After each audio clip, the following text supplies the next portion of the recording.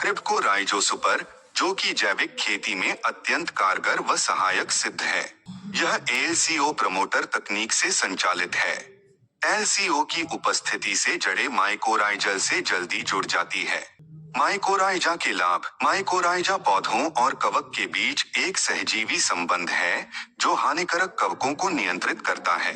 यह पौधों की जड़ों में कब्जा कर मिट्टी में फैलते हैं और पौधों को पोषक तत्व उपलब्ध करवाते हैं, खासकर फास्फोरस तत्व को पौधों को उपलब्ध करवाते हैं। यह पौधों में वृद्धि को बढ़ाते हैं और जड़ को गति देते हैं।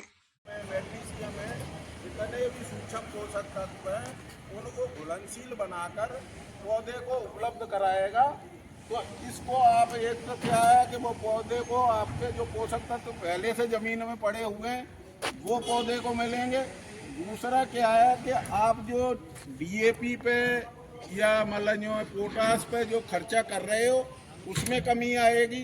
तीसरी क्या है, जो आपकी ज़मीन की नीचे की जो लेयर सख्त हो गई है उसको धीरे धीरे ये घुलनशील अवस्था में लाकर और पौधे को प्रदान करेगा। तो आपकी ज़मीन भुरभुरी होगी और उसकी क्या है, नमी अवधारण क्षमता बढ़ेगी। जो नमी का अवशोषण ज़्यादा करेगा, दूसरे के जो जाल बनाता है उससे क्या है कि ज़्यादा से ज़्यादा पोषक तत्व पौधा ग्रहण करेगा। उससे क्या है कि उसकी उत्पादकता बढ़ेगी। अब जो मानव शरीर है वो इस सेम संरचना पौधे की है। जैसे मानव शरीर कार्य करता है वैसे ही पौधा कार्य करता है। आप डॉक्टर के पास जाते हो तो वो आपकी क्या है, खून की जांच लिखता है। तो खून की जांच आने के बाद पता चलता है कि शरीर में इस चीज़ की कमी है।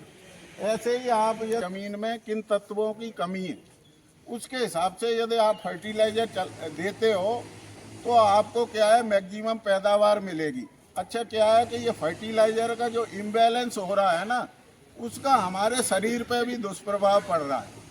आप देखोगे कि 90 के दशक से पहले गांव या शहरों में आपका क्या है कि ब्लड प्रेशर की प्रॉब्लम कम थी, कैंसर कम हो रहे थे, शुगर के पेशेंट बहुत कम थे। माइकोराइजा पौधों में रोग प्रतिरोधक क्षमता पैदा करते हैं। माइकोराइजा पौधों में फास्फोरस उपलब्धता को 60 से 80% तक बढ़ाते हैं। माइकोराइजा मिट्टी में रासायनिक उर्वरकों के प्रभाव को कम करते हैं। माइकोराइजा से पौधों में उर्वरक मांग में कमी होती है। माइकोराइजा 95% पौधों की प्रजातियों में पाए जाते हैं।